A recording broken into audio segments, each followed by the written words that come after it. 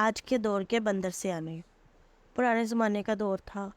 ایک شخص ٹوپیاں فروخت کر کے اپنی گزر بسر کیا کرتا تھا۔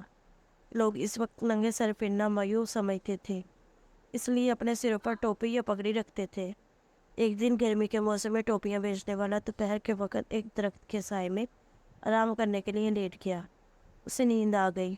اس کے برابر میں ٹوپیوں سے بھرا ہوا تھیلا رکھا ہوا تھا۔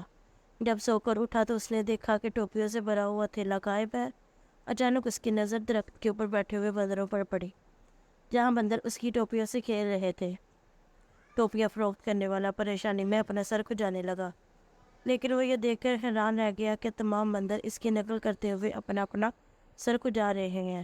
اس نے ایک دو حرکتیں اور کی، بندر اس کی ہر حرکت کی نقل کرتے رہے۔ اچانک اس کے ذہن میں ایک آئیڈیا آیا۔ اس نے اپنے سر پر سے ٹوپی اتار کر زمین پر پھینک دی۔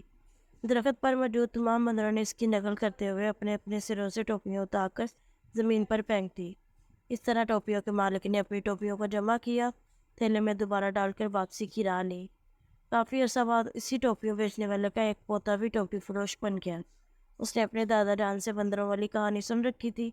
اس نے بندروں کو آزمانے کے لیے ایک دن ٹوپیاں تھیلے میں ڈالی اور دوپہر کے وقت ایک درخت کے نیچے سستانے کے لیے لیٹ گیا۔ اس کی توقع کے عین مطابق کچھ دیر بعد بندروں نے اس کا تھیلا اٹھا لیا۔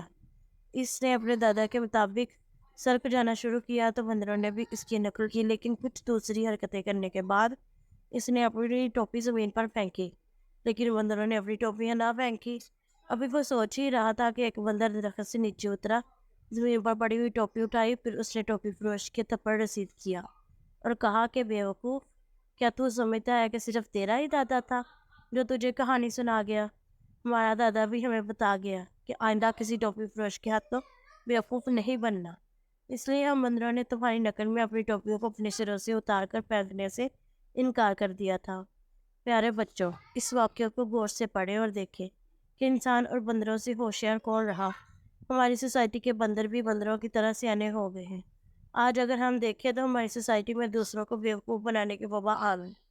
ہر فرد اپنے مفاد کی خاطر دوسرے کا گلا کاٹنے پر تلا ہوا ہے۔ بے پناہ ہوشیاری کے شہر میں ایک فیکٹری مالک پھل فروش دودھ والا مہنگائی کارونا ہوتے ہیں، لیکن ہر فرد سے مصنوعی مہنگائی کر رکھی ہے۔ ہر شخص یہ سمجھتا ہے کہ صرف وہی عقل مند ہے اور دوسرے بیوقوف ہیں۔ آج ہر شخص اپنے منافع کو سود کے ساتھ وصول کرنے پر تلا ہوا ہے، جو معاشرے کے لیے ایک المیہ ہے۔ ضرورت اس امر کی ہے کہ ہوشیاری چالاکی کو چھوڑ کر اصولوں کے مطابق زندگی گزاریں، اس میں دنیاوی و آخرت کی کامیابی مضمر ہے۔ اگر آپ کو میری سٹوری پسند آئی ہو تو چینل کو سبسکرائب، لائک اور شیئر کریں۔